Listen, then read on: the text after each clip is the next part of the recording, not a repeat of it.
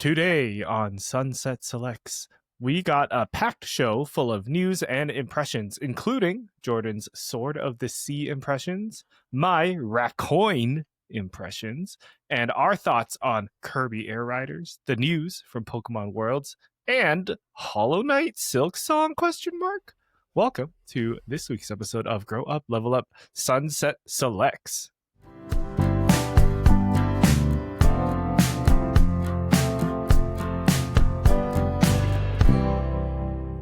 Hello, everybody. Welcome to Grow Up, Level Up, Sunset Selects, the weekly show where we talk about the games and movies and everything that you should be enjoying in your 5 to 9 after your 9 to 5. My name is Samson, aka Samson XP, and join with me today is Jordan, aka Sir Dr. JM. How's it going? It's me. It's going well. I'm desperately scrolling through my phone. Yes, looking for a picture of a friend. So that I can send it to a different friend. And I just found it. Scrolling through pictures on Facebook, I should say. There we go. Oh, Facebook's really good for that. Like finding really old stuff. Back then, people were just sharing whatever, but now we know better, maybe. I mean, for real, the only reason I still have Facebook is because it's a photo album of the yesteryears. Oh, yeah, that is true. We've been in it since the beginning, so there is some historical stuff, as some would say. I hope it never blows up. Same with like YouTube. There's probably videos of me on YouTube out there. It's not a challenge to find it, but if you do, let me know, because I don't know what channel it's on anymore, and I'd love to find those videos. Speaking of finding things, we need to find the winner of our $50 Steam gift card giveaway. Sure do. Folks entered on Instagram and a little bit on YouTube. Thank you so much for supporting our little project here at Grow Up, Level Up. Whether you're following for the interviews or for our weekly recommendations, we appreciate having you guys here. Or for our wonderful personalities. Also true. Yeah, if you just like hearing our voices every week, then bonus points to you. Mm-hmm. Well, we got to pick our winner. So I'm going to run this Instagram comment picker. Yeah, I had to like Google one, and apparently there's a lot of these. So I'm running this one called App Sortios. Okay. 45 comments. Estimated time 0 to 2 minutes. Oh, I have to click the load comments. All right. Oh my gosh, is it really going to take 2 minutes? Or it's like, I mean, we could randomly scroll up and down and then just click a name stop too, on right? One. No. You got to use the randomizer. Otherwise, it's finger bias on the scroll wheel. People are going to complain and all that. Oh my gosh. I'm just going to click continue. Wow, it's giving me a countdown. 10, 9, 8, 7, 6, 5, 4, 3, 2, 1. I think there was a drum. Oh. No, that's not it. Oh, this one. There it is. And our winner is Sean Sinclair 21. Hey, shout out to Sean, supporter of the show. My buddy, not biased, okay? A lot of family and friends chose there. I cannot hear a thing you're saying over the clapping. This cheering is going on for like 30 seconds, so I'm just going to cut it there. I couldn't hear a single thing you said. I heard the name, and then it was just clapping after that. So I'm cheering. Shout out to Sean. I will contact you on Instagram, and hey, I'll send you a Steam gift card tonight or when this episode goes live. So congratulations to you. Well, moving on to our topics of the show, we have a lot of news came out this week. Everything from Gamescom to just random announcements from Hollow Knight and like Pokemon. Like there's a lot to go over this week. So we kind of got a grab bag episode for you. Grab that bag. Let's see. Where do we want to start? Is there something you're really itching to yap about today, Jordan? I'm itching to talk about... Actually, I'm kind of itching to talk about Pokemon. Okay, let's start there. Of course, this past weekend was Pokemon World Championships held over in Anaheim. That was started on Friday, August 15th, and went all the way till August 17th on the Sunday. And if you don't know what it is, Pokemon Worlds is like a big esports event / celebration of Pokemon where the top cut of every region in the world comes together and plays in their respective Pokemon games, whether that's the TCG or the video game.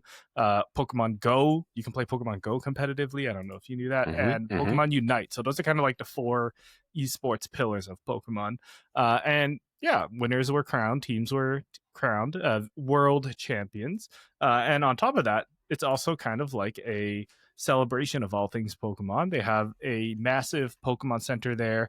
That's like their Pokemon store with lots of merch. There's side activities to do. There's meet and greets. I think celebrities were there, that kind of thing. So it is a really big celebration of Pokemon, more or less, plus the competition. Did you follow any of the competition at all, Jordan? I mean, loosely here and there, mostly just catching bits and pieces on social media. Like you say, it's, it is the Pokemon event of the year. That's why it's called Worlds, right? It's all aspects of Pokemon. And I actually did know that Pokemon Go has a competitive scene because one of my good friends in Calgary was, for a while there, one of the bigger Canadian Pokemon Go streamers. Wow. Yeah, he did like private coaching sessions with people, paid to teach them how to be better at battling in Pokemon Go. He had a whole Discord server with, I'm not sure if he had Patreon tiers or what it was, but oh, wow, you got access to different parts of the Discord server, which had, varying degrees of direct access to him for his coaching and his whatever expertise, I guess you could say. He doesn't do it anymore. I think he just kind of burnt out on it. I think what actually happened was he got tired of Niantic and making them making decisions with the game that he didn't agree with. Right. So he eventually just kind of gave up on it. But yeah, he was a big deal. And you know what? Shout out to him, because it's actually his kid's first birthday today. Hey, so congrats. Happy birthday, Koga. But anyways, congratulations and happy birthday, of course. Yeah. Wow, that's cool. Cool. I did, like, I knew it was a competitive thing, but I would say this was my first weekend kind of watching it. I didn't know what was going on, but like seeing the variety, and there's like a whole different meta, and like the players having to think on the spot, like the difference between Go and like the normal games, I would say, is it's kind of turn-based, but you're also thinking very fast. It's almost action gamey, which makes it kind of cool. So yeah, I mostly followed the TCG. That's the trading card game side. The winner for this run in the Masters division is Riley McKay, fellow Canadian. So shout out to Riley. Woo! He played a Gardevoir deck, which I think people were kind of expecting favored to win anyways. But did you see this stage setup, Jordan? I don't think I did. All right, let me try to pull this up. So basically, this was the first year that they did a like an arena style, like, you know how most esports are like it's like a theater, right? Like there's an audience on one side and a big screen and the players on the stage. But for this time, they did it at the arena, which was actually the same arena where they held the Overwatch League 2022 Grand Finals that I went to a couple of years ago. I'm just trying to pull up the video here. So if you're watching on YouTube, check it out. If you're not, come over to YouTube just to see some of my examples. But basically, the players are playing in this arena like 360 style. You have the screens at the top showing the actual gameplay of the tabletop. I'm just using the trading card game as an example. But they all had their own unique like setups, and I'm just trying to find a good angle where they pull out of the stadium here. It's very rare. That's sick. Yeah, you can kind of see it here, but when they pull out of it, the entire floor is a screen, like it's a video floor. And then I'm trying to find a good angle where they like just show the actual background, because what they did is with the UI like on the sides, they have that on the ground. So like the players are sitting facing each other, but on the ground is like the Pokemon that they have in the active. You can kind of see it here. If I prepped this better, I would have showed it. I'm so sorry. That's okay. Let's see. Let me try there we go. Boom. Okay, that's wicked. Like so for audio listeners, I paused the video on YouTube, but you see the player sitting in the center of like that basketball court, the Pokemon like battlefield court I mean, thing. I was gonna say that's why it's so cool. It looks like I've been watching the anime with my kid, and Mm-hmm. it looks like a battle arena from the first season. Yeah, and even if you're in the arena watching, like it all makes sense to the game. The active Pokemon is in the center there, and then you have their bench behind them, and everything that's happening on the screen up top is happening on the screen on the bottom. And I think there's something similar for the video game side too. Let me see if I can find another angle here. That's actually so wild. Yeah, so yeah, it shows like I guess this was the end screen, but it shows the entire team that they were playing with surrounding them. So yeah, this is like a real esports thing that Pokemon has been trying. Jumping a little bit ahead in the Worlds announcements here, but next year's Pokemon Worlds is apparently going to be at the Chase Center in San Francisco. And that is like a basketball stadium. So we'll touch on that in a second. But this Worlds this Worlds event was definitely, it seemed like there was a lot more production to it compared to previous years. And Pokemon Company, biggest IP in the world. How can you not have that much production towards anything you do? But this was really cool. Yeah. So Pokemon Worlds happened. It was really fun. I followed the TCG side. It was cool to see the meta decks. Last night, so Wednesday, I went to my locals for the trading card game, and there was like, I don't want to say record turnout, but there was definitely like double the amount of people there. Oh, nice. Than usual. I think a lot of folks were just eager to try some of the decks they saw on over the weekend. It was also a night where they handed out like a special World Championship Pikachu card cool. that you got for just participating. So I have that now. Nice. And I think like the winner of the tournament last night got one that said like the winner stamped on it. Right. That's like worth a little more. Course. Somebody said like $200 or something crazy. Right. So pretty cool. Going through the rest of the Pokemon Worlds announcements, at the end they always like to tease what's coming up in all the games that played. Eternatus in Pokemon Go. I'm gonna try to catch him. Kind of like, I heard you have to like grind a little bit for him. Pokemon TCG Pocket announced that Mega Pokemon are coming. How do you feel about that, Jordan? So here's the thing. I never really liked Mega Evolutions when they first came to the games. Now, here's the asterisk on that. The only actual Pokemon game I've played outside of Go and now TCGP is, of course, must have been Pokemon Yellow. I just don't like the idea of these sort of temporary buffs to your Pokemon. I'm more of the opinion that I don't know. It's almost like, it's almost a little too much for me. It's like, why aren't we doing, we already have items, we already have abilities that make your Pokemon stronger. Why are we now adding a whole another evolution? Now, a part of that shows, I'm sure, just in what I said, my ignorance towards the idea of Mega Evolutions entirely, but it very much just feels like a bit too much. I remember when they came to Pokemon Go, and that was kind of when I was already starting to wane on Pokemon Go. And in a lot of ways, I just never really cared. I never chased the Megas in Pokemon Go. I don't even really know how they're implemented nowadays, but I just kind of stayed away from them. Now, that said, TCGP, easily going to be one of my top games of the year. It is one of the only games I have consistently played the entire year. I never miss ripping a pack. I'm still doing all the making sure I complete all of the battle challenges on the solo side. I've gone hard into competitive on a couple different seasons, not all of them, just because a lot of the time it is really dependent on getting the right cards. And of course, the people who pay for the battle pass and get to open more packs do tend to have the right cards or the meta cards more often. So I haven't gone hard on every season, but I am playing it consistently and following it and keeping up with what cards are good and things like that. So this is probably going to be the first time that I really get into Mega Evolutions and really actually understand, to a degree, a specific degree here with respect to Trading Card Game Pocket, how they work. So maybe my opinion will change, and maybe I'll be glad to see them come to the game.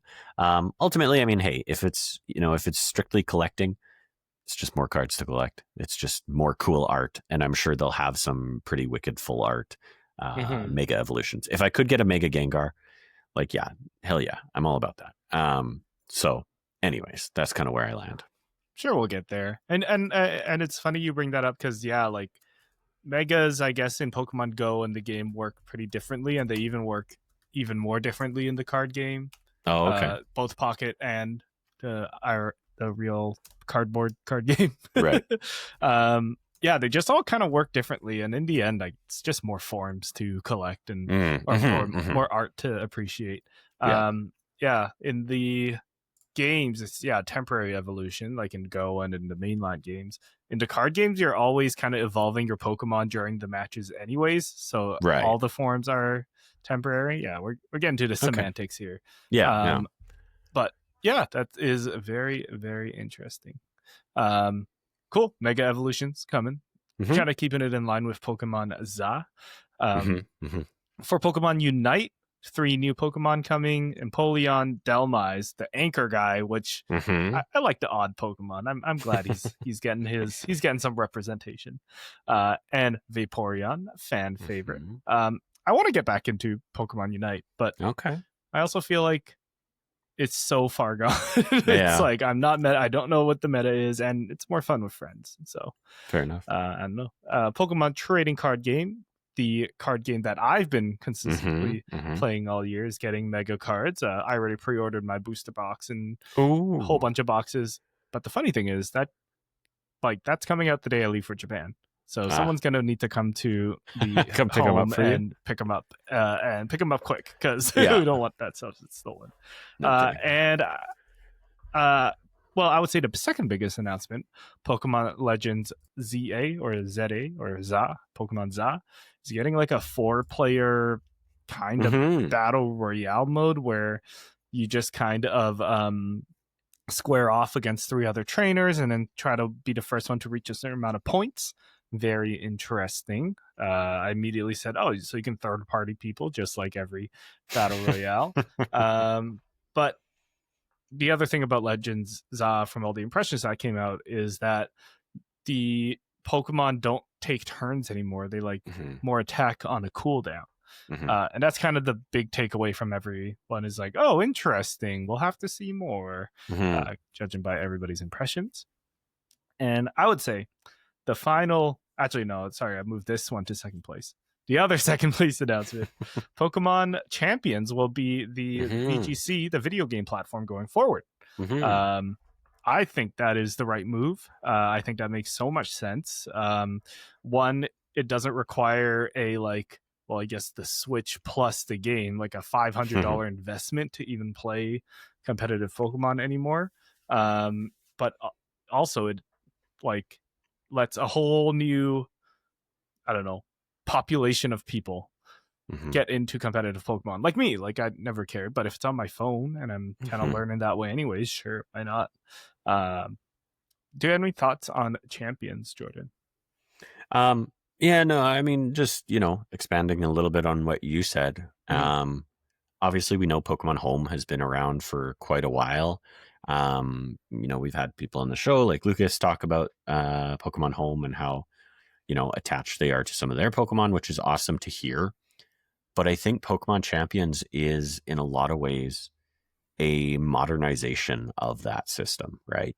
It is, hey, once upon a time, early internet days, relatively speaking, it was important to people to be able to keep their Pokemon.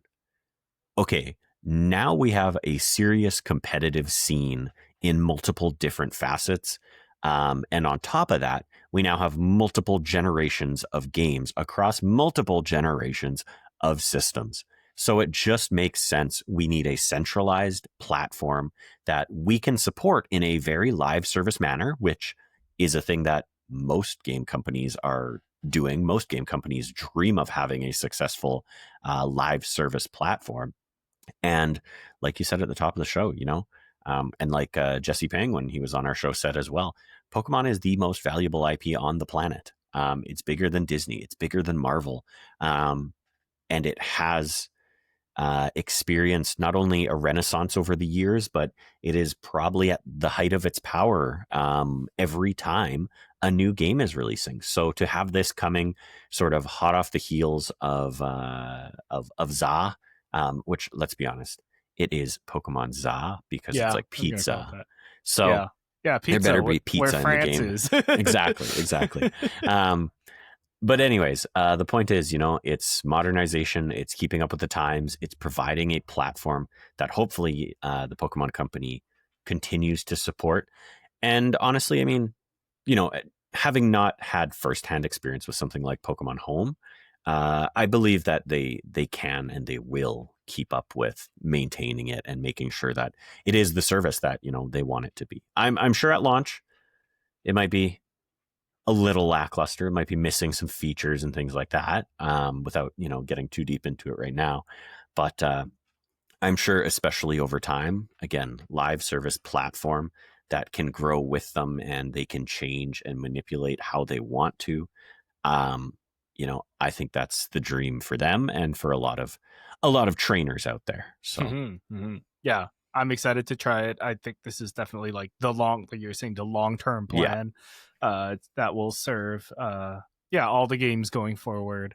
So it'll be interesting what the video games will become as well. If they're gonna, I don't know if they're gonna lean away from the battling aspect, but that also gives them room to grow and decide like what each region of Pokemon's gonna look like. So they're making the right moves here.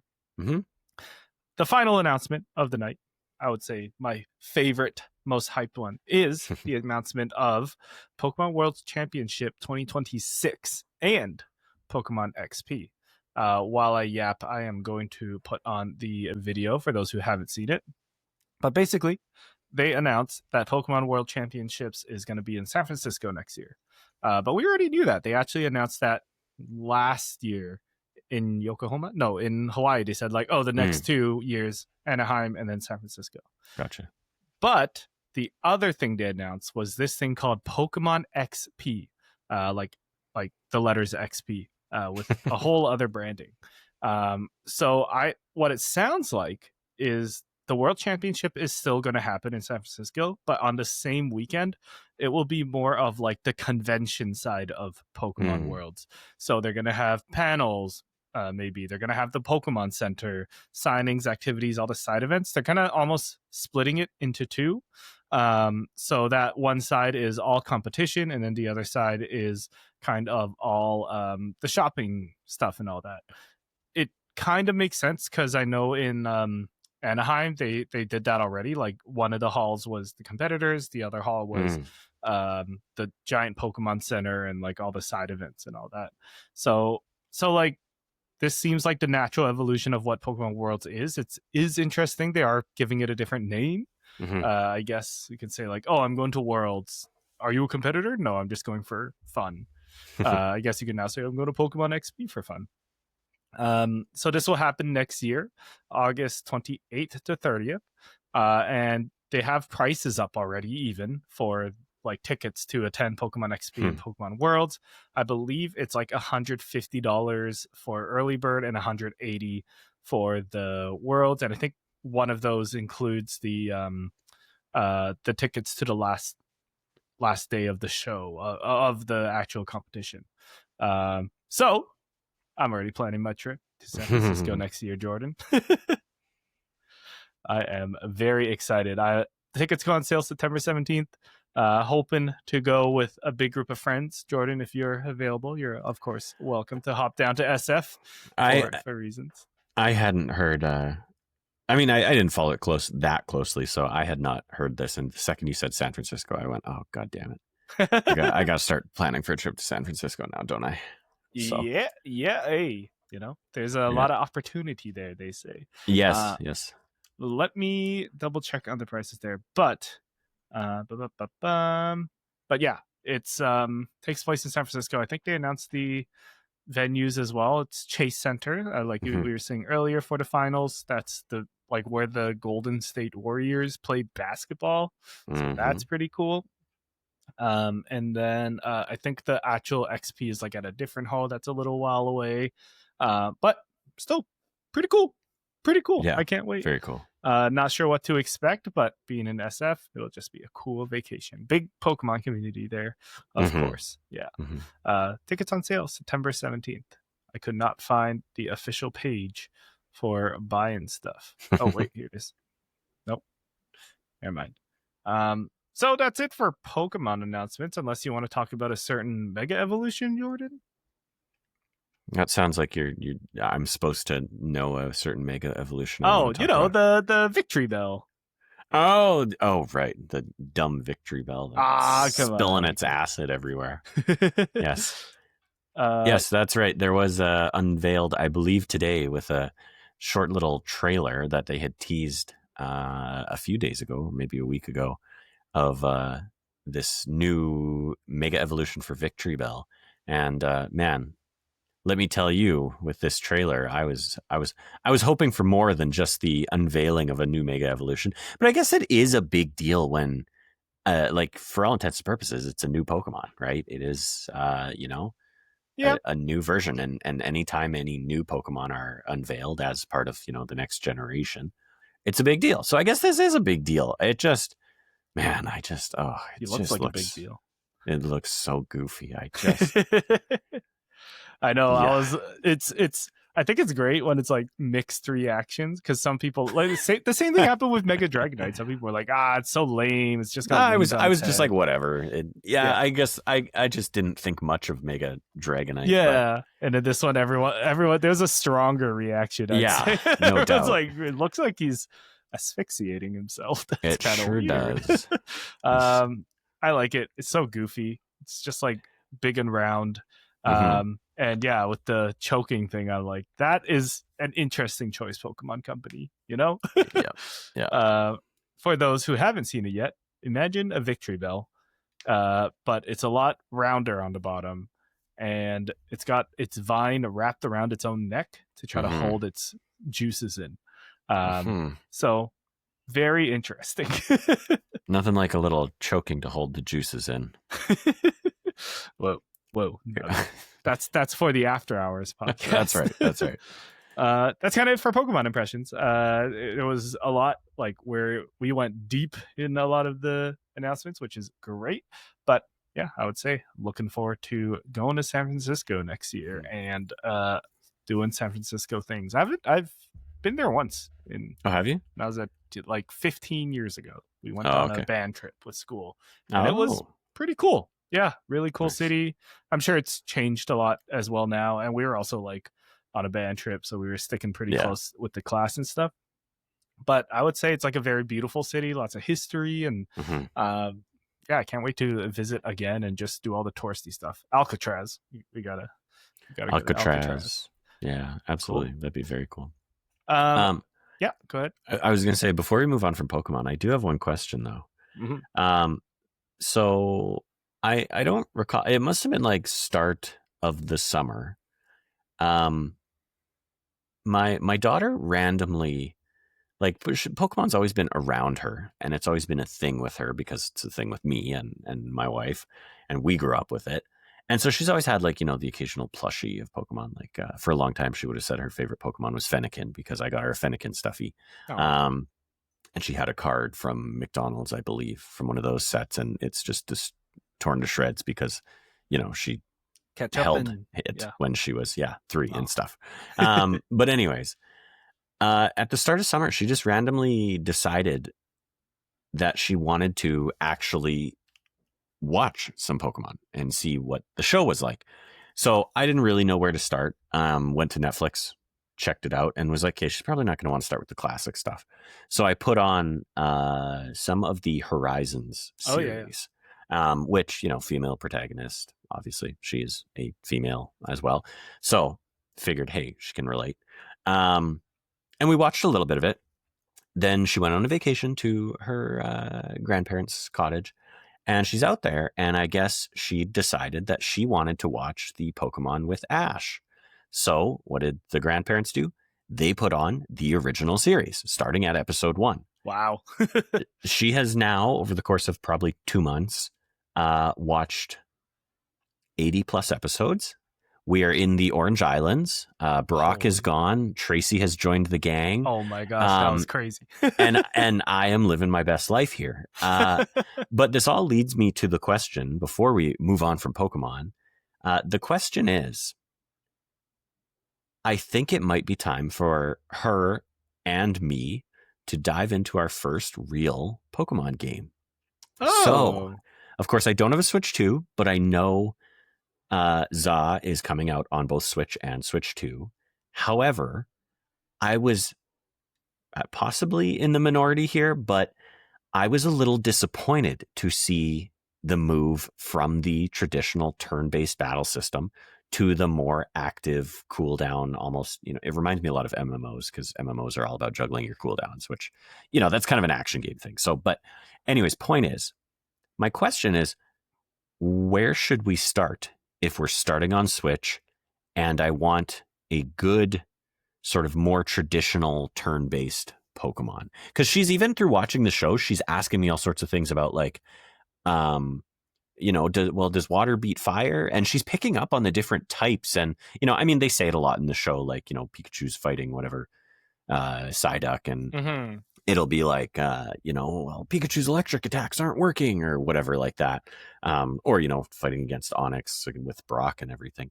So I figured you'd be a good person to ask. Where do we start? Where do we dive in? Well, I'm very honored, and I have a very easy answer for you. That's what I was hoping for. And that is Pokemon Let's Go Pikachu, or Pokemon Let's Go Eevee, which came out on the Switch years ago. Right. And what they are is just remakes of the first game, Pokemon. Are they really? Red, Blue, Yellow. They're yes, remakes? I did not realize that. Yeah. So it's pretty one-to-one. Like all the trainers are there. I think they have some special little changes, like the Pokemon following you is definitely a modern thing. Right. I think depending on the version you choose, if you choose Pikachu, you get the Pikachu version, or you can get the Eevee version.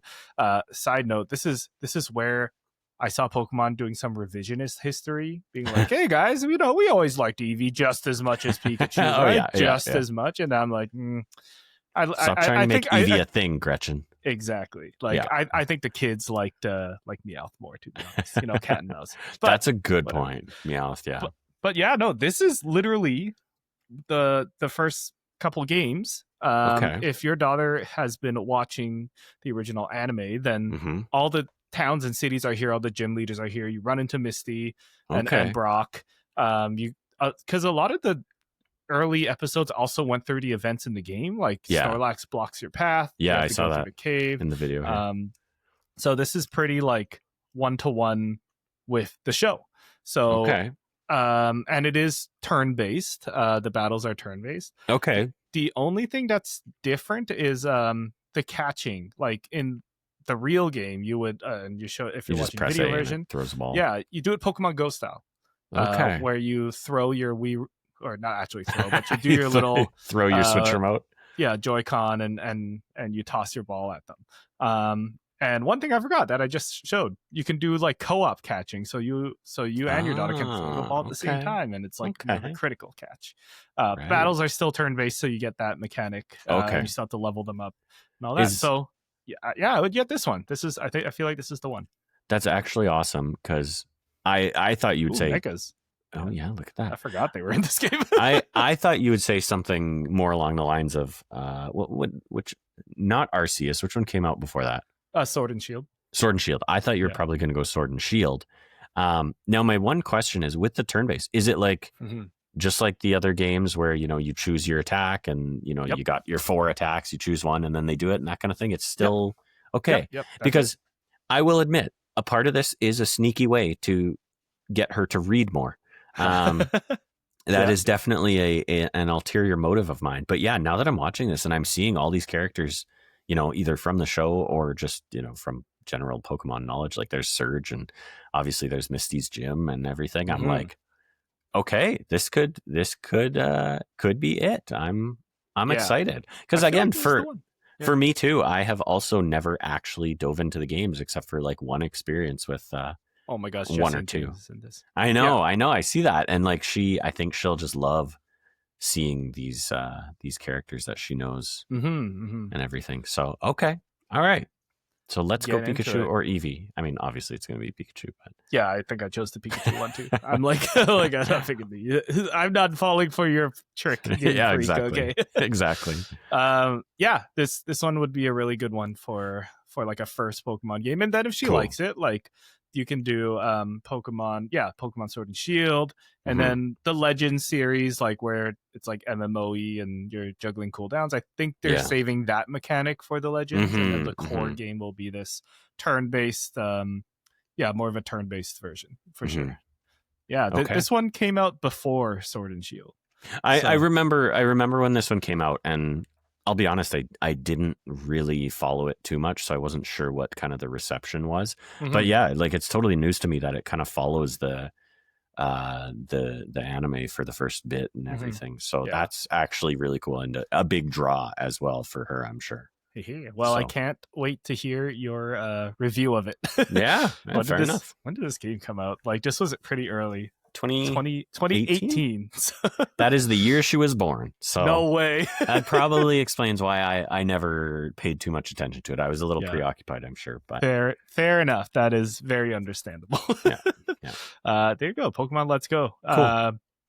I enjoyed playing through it, but I think it was definitely for like a younger generation than me. By then I was in my like mid-20s. I was like ready to play it. So, no, that's awesome. Moving on from Pokemon, we talked a lot about these little creatures. I want to talk about another little creature, a game that you played recently, Jordan, called Sword of the Sea. You texted me a couple nights ago saying, I just logged like 5 hours into this. And I was like, what? And I looked it up, Sword of the Sea.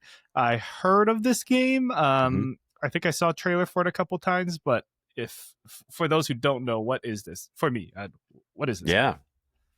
Sword of the Sea, and I don't know, hopefully this isn't too much to ask of production, but if you pull up a trailer, it'll really help with I'm on it. Says perfect. perfect thanks. Over the god mic there.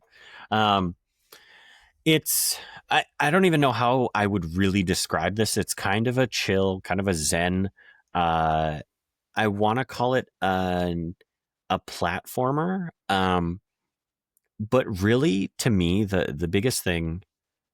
Okay, what I'll start with is I'll start by describing sort of the gameplay mechanic, and then I'll tell you kind of what this is to me. So Sword of the Sea starts a very serene game. Think Journey. I believe it is actually by the same developers that made the game Abzu, which came out a number of years ago now. But that same kind of zen kind of, you're a, I don't know, strange little dude with a cape or a baggy outfit. And you're exploring a desert, and there's kind of a mystery of, it's this deserted area, and you don't know what happened here. It's desolate. It's kind of, very, very brown and tan because it's a desert. And the big thing about this is the game literally starts. You are actually, and this is like the first 10 seconds, you're actually a statue. A drop of water lands on you. You come to life. And you have this sword that you pull out and you hop on it, and I want to say surfing. Yes, I want to say surf around because you are on sand and water for most of the game. But to me, this game stands out because it is what I always want a Tony Hawk game to feel like. It's just cruise around, catch big air, do cool tricks, but there's no real punishment if you mess up a trick or anything like that, or if you hit too many buttons. You just kind of land and keep going. And it is just the chillest, most zen time you could imagine. So I remember back in the day playing Journey, and at the time being like enjoying it, but at the same time I was a teenager, so it was very much like I didn't really have a care in the world. But when it came to this game, I saw it in the store. I saw it was up for free because of my PlayStation Plus subscription. And I looked at it and kind of went, I knew this game was coming out. I never got into Abzu. And I was kind of like, do I need to play kind of a Zen chill out game where, you just kind of do your own thing? And I honestly was like, there are better things I could spend my time doing. But for whatever reason, I downloaded it and I jumped into it. And I think something in my adult brain was worried that I have too much to think about. I have too much going on, that this won't occupy my brain enough, that I won't actually enjoy the experience. And within 10 minutes, I'm cruising around on the sand. I'm hitting big air. You actually can't do tricks when you first start. The game really eases you into it, where at first you can surf and you just surf the dunes. And the desert is kind of wavy, like it actually moves and flows with the wind. And 10 minutes in, I was like, man, I can't think of anything except for floating around on my board. And that was awesome. And then you continue on and you start progressing through some sort of light platforming stuff that allows you to either unlock new, I'll put in air quotes, abilities, because really it's all about your board. You learn how to jump. There's an interact button that, just sends out this little ping that like, it's an interact button. It interacts with anything near you if there's something to interact with. Mm-hmm. But eventually you do unlock, okay, if you hold X when you're in kelp, you kind of float. If you hold a button, you can actually do tricks. And then as you progress further, those tricks you can kind of layer onto other tricks and things like that. And that's where it kind of became for me, hey, this is what I always want Tony Hawk to be. I always want to look cool and glide around in Tony Hawk and bust all the cool tricks and hit big air. But I never felt that good at playing a Tony Hawk game. Whereas in this, it never makes you feel bad. And on top of that, it's just beautiful. As you kind of progress more, and again, this all happens very early on, so I don't feel like I'm spoiling anything. You fulfill certain requirements and the scenery around you kind of changes. And this is a lot of what you see in the trailer there, where it goes from being this desert to being full of water. So when you do that, a lot of the time, it kind of extends out a path from where you are through the desert, and it's a path of water. And you can now see beneath you, and you can see sort of there's this whole underwater world underneath you. And obviously, as you look at it, you kind of start to realize that all of the desert, the reason it's flowing and wavy and everything is because it is all water, right? It's just, you can't see it until you trigger the next button kind of thing. And so it just kind of starts expanding, and it's this beautiful experience. And every time you do something like that, all these fish come and start just floating through the air over the water with you.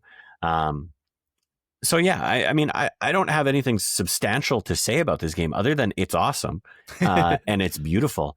And yeah, I think the biggest praise I can give it is it just really captured my attention and took my mind off everything.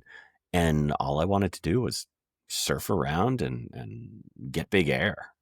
I guess my only question is, and I think I know the answer to this, but is it satisfying to control?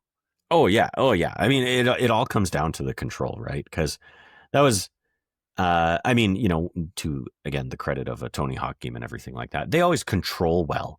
It's always more of, to me at least, I feel like a skill issue or an ability issue where for some reason my brain can't wrap its head around how to perform cool tricks and rack up a high score that it wants you to.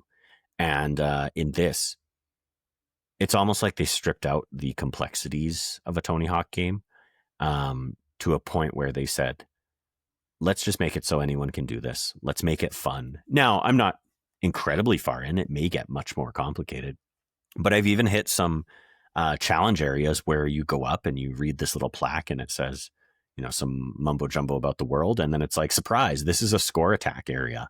And it just throws you into a half pipe. And it's like, beat the score in 2 minutes or 30 seconds or whatever by doing tricks, and you'll get, there's a currency in the game. So we'll reward you with the currency. $5. Exactly. And I did it, and it was so easy. I was honestly like, this could have been a little bit harder. But again, I think it just comes down to they don't want it to be challenging. They want it to be satisfying. They want it to feel cool. They want you to feel awesome for what you're able to accomplish. And I think they really pulled it off. So okay, cool. And it's just beautiful. It's so pretty, and the effect when the world around you changes to that sort of water scenery, and then you can kind of surf down the water with the sand on either side of you, with like dolphins floating around you across the river.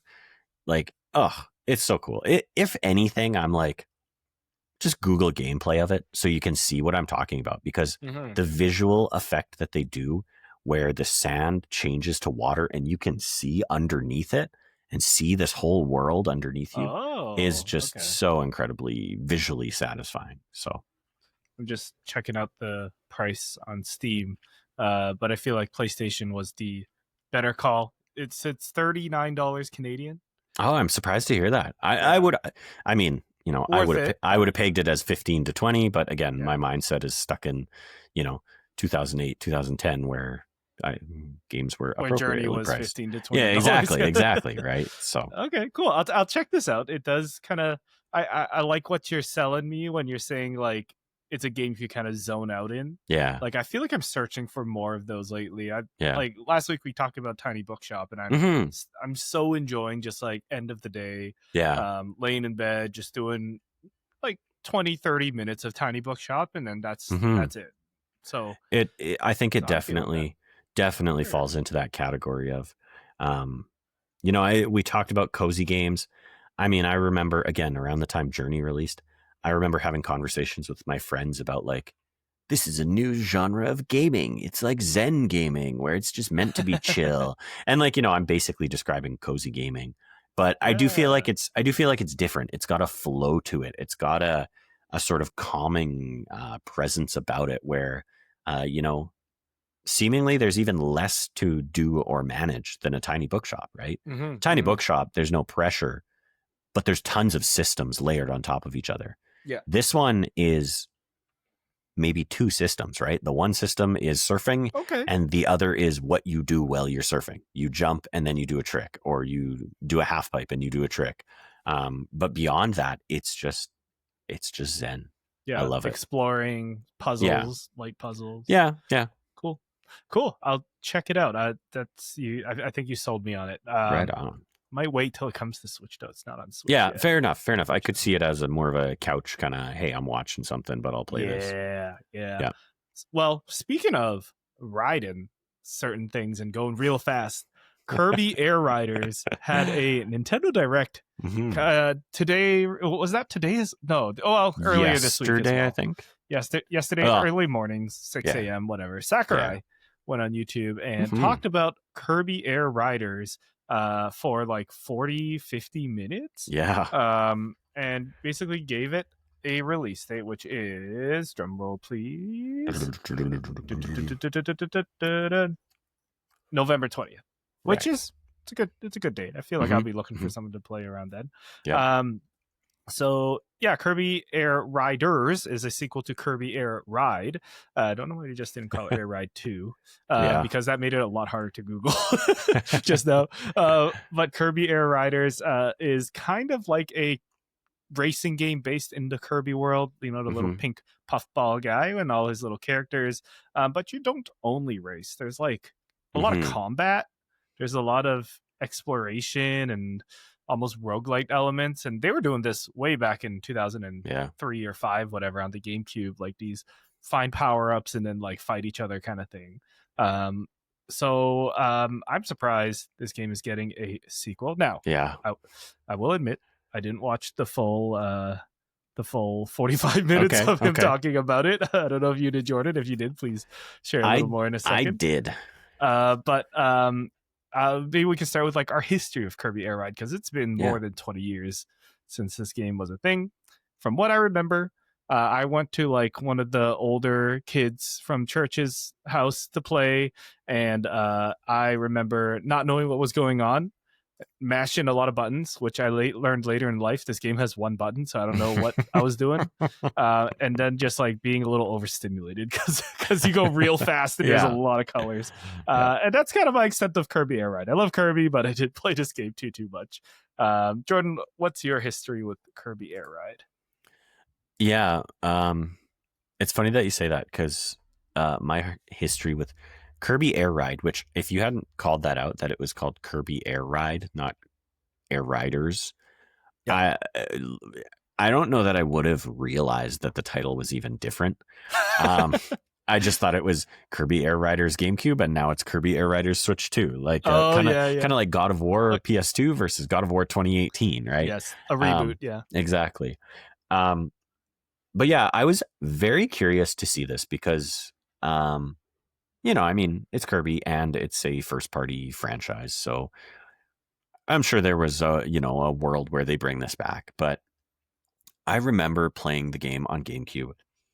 I have no idea why my friend got it. I mean, I've talked about him on the show before.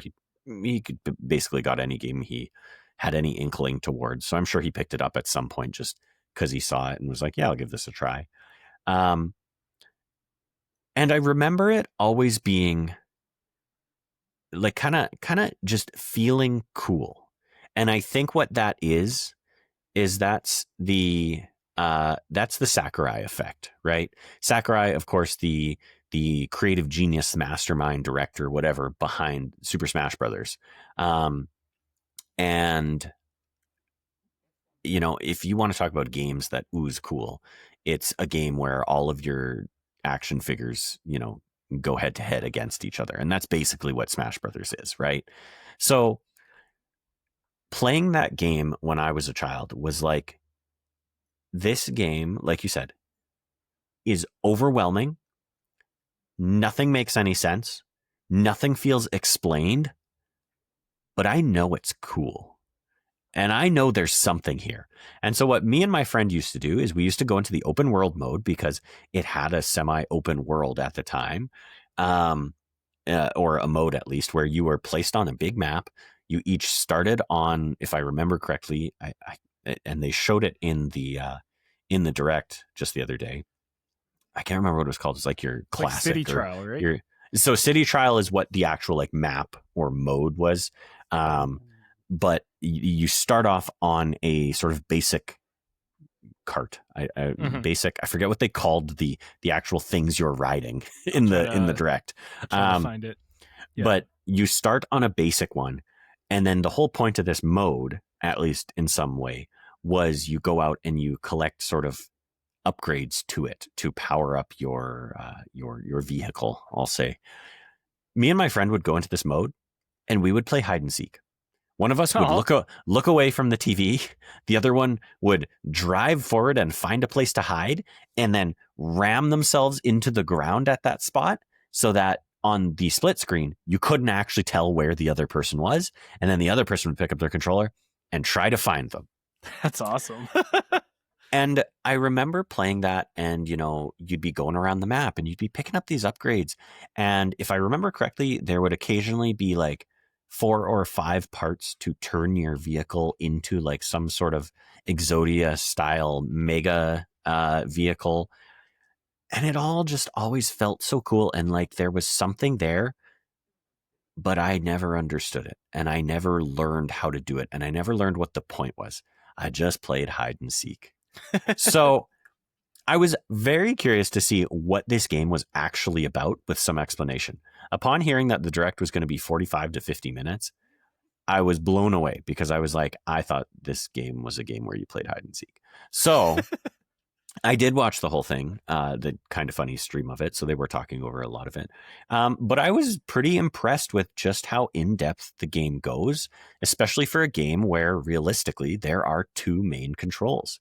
They made a point to show in the direct that you don't hold A to go. You also don't push forward to go. Your vehicle just goes. You simply direct it left and right. And then there's a charge button, which essentially acts as a drift. If we're talking Mario Kart, right? You go around a hard turn, you turn, if it's a left turn, you hold left to turn into that turn, but you hold A at the same time to basically charge yourself up and bring yourself around that corner. You let go of A and it shoots you into the bend, right? And watching that, I was very much like, am I more into this than Mario Kart? because Ooh. having played a little bit of Mario Kart World, not a ton of it, I do find myself missing how Mario Kart 8 or Mario Kart Deluxe, whatever you want to 8 call Deluxe. it. I'm so used to calling it 8 because I had it on the Wii U. But I really miss how the drift felt in that game, and how that game was all about braking and drifting, especially when you got up to 150cc and 200cc. 200cc, incredibly about braking, but 150cc, largely about drifting with a little bit of braking. Mm-hmm. And Kirby Air Riders, just really watching the way they went into those turns and they charge and then release and then charge and release, I really was like, they could be cooking here. They could be. And it's Sakurai. So again, at the very least, it's cool. So ultimately, I have no idea where this game will actually land, but I am very curious to see if certain people that I follow on the internet vibe with it. Because I think if they see it in a similar way that I'm seeing it, then they very much could. And that's kind of what I'll be looking for upon release. So, okay. Do you think they'll make a hide and seek mode official? I don't think they'll make a hide and seek mode because it's kind of antithetical to the whole game. The whole game is about going fast, right? Like there's no A button. You don't hold A to go because you just go. Like it does it for you. So that is very antithetical to the game. But they showed off tons of different game modes. They showed off, tons of different carts, tons of different characters. I don't remember being able to choose a different character. I just remember playing as Kirby. Yeah. Again, maybe that was just a me thing. But I was impressed, honestly. Okay. So, well, if you end up picking it up, I'd love to know your thoughts. Because is it only on Switch 2? Yeah, I think it is. Well, I won't be picking it up then, but at least not yet. yeah. Eventually, it'll always be there. Yeah.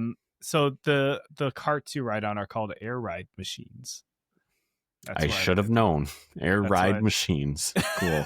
That's what I call my car too, a machine. That's right. I call mine a pavement ride machine. Yeah.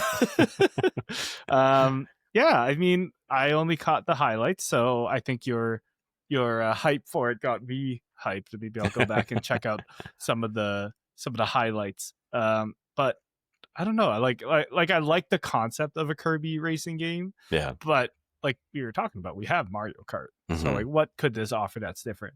Mm-hmm. But like you were saying, it's not really about like winning the race. It's about drifting and getting power-ups and all that. And I think almost like is it mostly like a fighting game or a little bit? I mean, I think when because they did show a lot of the power-ups and how you attack and stuff like that. Mm-hmm. And the feeling that I get is like they don't want it to seem like Mario Kart where you get an item and it gives you a weapon to use. Yeah, it's more like stat changes, right? Exactly. And some of that does come with abilities, like there's some shock attacks and things like that they show. But a part of me just wonders, how much did Nintendo talk to Sakurai and talk to whatever the team that made Mario Kart was and say, we want both of these games to release, but they need to be different. They need to feel different. They need to play distinctly from one another. And like a part of me is just like, it is kind of marketing death to release two seemingly kart racers within 6 months of each other. Yeah. And especially when Mario Kart is the juggernaut that it is. But they're doing it. So they must have seen something in what Sakurai was making. Or that was their mandate. Sakurai said, I want to make this. And they said, you can, but it has to play nothing like Mario Kart. So I don't remember where I was going with that, but that's kind of where my head goes. Cool. I think it will feel vastly different from Mario Kart. So. Yeah, which is itself a good thing. Like, yeah. There could be room. Now, in the direct, did they talk about split screen, like 2 4-player split screen? I don't recall, to be honest with you. They may have, but okay. If it has split screen, like this could very much live side by side for party nights and all that. Yeah. yeah, color me interested. I will keep my eye on this, and yeah, hopefully more impressions will clear up some more questions I have. I like Kirby. They're re-releasing the Forgotten Land next week on Switch 2. Yeah, got my eye on that. Got my eye. I haven't played it yet. That's another one that I think I might enjoy with my kid. People say that it was a very good game. So, yeah, Kirby, we love him. Yeah, we do. Kirby's awesome. Speaking of other cute guys that we love, this will be a quick impression. I don't have too much to say. But on the topic of news, Hollow Knight Silksong finally got announced for September 4th, 2025. It's real. It's a real game coming out. I think the general sentiment around it is like everyone is hyped, and they took their time because they literally took their time. Yeah. It's like, good for them. Good for you guys. That's art right there. So Hollow Knight, I think I tried it once. Couldn't really get into it. But on the topic of this, I re-downloaded it to my Switch, and I'm gonna make a good effort. I don't know if I'll finish the game because it is a long game. And like 30 hours is long. But I'll make a decent effort to go through it to get at least like the vibe of the gameplay loop. With Hollow Knight, I'm most nervous about the difficulty spike because haven't played a platforming fighting game, action game in a long time.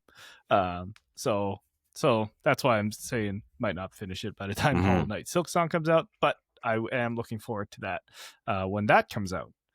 Jordan, do you have any thoughts around Hollow Knight and Hollow Knight Silksong? Honestly, very, very similar story to you. Hollow Knight, at one point, I saw it free on PlayStation Plus, something.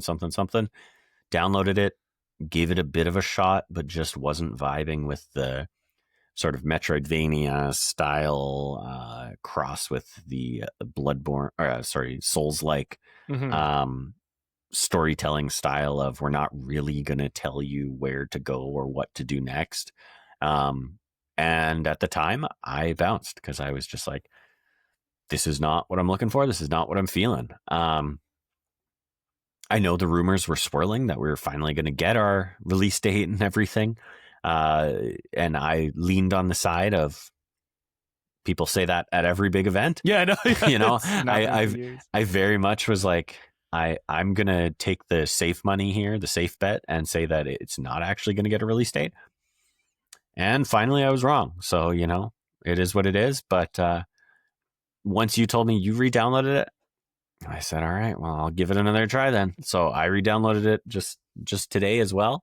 That said, I'm in the Sword of the Sea right now. So I might be focusing a little more on that. I also, after our last episode, I did re-download or jump back into Uncharted 4 again. So I'm working through that again. So we'll see if Hollow Knight sneaks its way in there. Yeah, we got 1 or 2 weeks of check-ins for Hollow Knight. Let's see where we're at next week if we touched it at all. Sure. You know, you can do Hollow Knight, and then if you want to de-stress, can go into the Sword of the Sea. Yep. Awesome. Yeah, we'll circle back on that. I have one more quick game impression I really want to share about this game. Let's hear it. It is called Raccoin. Now, have you been to an arcade before, Jordan? Before I show this game, I have been to I don't know if you guys have Rec Room out there. But, we got Rec Room out here. Yeah, I have been to a Rec Room within the past 3 weeks, 4 weeks. Okay. Yeah, it's a good summer activity. They always have this one game where you drop these coins on a moving platform, and the more coins end up at the top, they will push onto the second level, and eventually that second level will push into the pit, and you score points or tickets or whatever that way.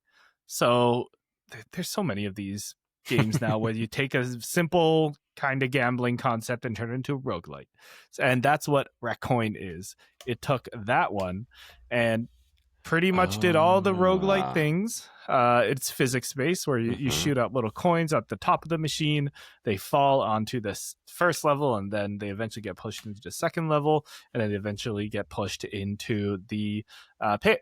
And you do the regular roguelite thing of there's a certain amount of points you need to beat, and then you can buy new coins and upgrade them and get different special things and all that. So it's very standard in those kind of indie roguelite things. But man, this is one of those satisfying games because the animations are great. It's all physics based, so everything kind of like falls on top of each other nicely. Of course, it's colorful. It's easy to play because you literally play with like one mouse and you don't even need to move the mouse. You well, I guess you got to move it to click on some of the special coins, but you like click left mouse to shoot out the left side, click right mouse to shoot out the right side, and then if you want it to hit in the middle, you click both and it meets in the middle and then falls into the middle. So it's like super easy that way. So I did like, I don't know, like 5 runs. And this is just the early playtest, the early access playtest. And it's like, it's a lot of fun. It's like very relaxing. Very much I could play this while watching a TV show kind of game, which maybe that's how I'll get through Andor, you know? I gotta be playing something similar. Andor demands your full attention. That is true. Get through some other show. Who made this game? Good question. I thought I recalled it being sort of a peak situation where they made a game, they put it out, it, you know, had some acclaim, some success. Then they did like a game jam just to try and put something else out. And that's how Peak was born. And now Peak is the massive success. And I thought this was kind of a similar situation where it's a studio that put something out. It was, you know, successful for all intents and purposes. And then they put this out, and now this is kind of blowing up, and it looks like this is going to be their big thing. No, I think unless I'm totally making that up. I think it's a new developer, Door Raccoon, also Raccoon based. This is their only game, but it is published by PlayStack. PlayStack. I forget what they make exactly, but they've been around. Yeah. I got to tell you, this game is also impossible to Google. I Googled Raccoin on Steam, and all I'm getting is Wanted Raccoon on Steam, Ultimate Sheep Raccoon, Trash Panda on Steam. What? Yeah. Hold on. Yeah, there's definitely like a little tag. The full name is Raccoin, like raccoon, but one O the I instead of the O. Coin Pusher Roguelite. Like that is the full name of the game. Raccoin, Coin Pusher Roguelite. So that's probably how they get around the SEO. That's better. That was tough. Hey, I got a invite to a Steam playtest. Do you want it on Steam? Possibly. Right. Send it my way. All right. Talk after the show. Sounds good. Speaking of after the show, it's kind of it for impressions. That this has been a longer episode of Sunset Selects. No reviews or anything, but man, we had a lot of thoughts on a lot of different things. So let us know what you thought of our thoughts. Let us know if you're going to check out any of the games, whether it's Sword by the Sea or Sword of the Sea. Are you playing Hollow Knight 2? Are you going to go for the 2-week speed run finish? And am I going to see you in San Francisco next year for Pokemon XP and Pokémon Worlds? Very, very interesting. Jordan, if people want to connect with you outside of Sunset Selects and being in their ears right now, where can people find you? Best place to find me is probably on Instagram, but I am on all the social medias at Sir Dr. JM. That's at Sir DRJM. Very nice, very nice. And you can find me at Samson XP on all the social medias. You can find me on Blue Sky at smsn.bluesky.social. And if you can find at Grow Up Level Up as well on all these socials as well. Make sure you are subscribed to weekly episodes of Sunset Selects. We will also get some more guests onto this show. We know that those episodes are very well enjoyed by many. Lots of wisdom in all of them. If you want to listen to some of our older ones, go into our YouTube channel and check out the playlist of all the episodes of How We Play, where we interview guests about how games help them grow up, as well as how games influence them today. And, you know, lots of wisdom in those episodes. Community management, budgeting, collecting, developing games even. So check those out.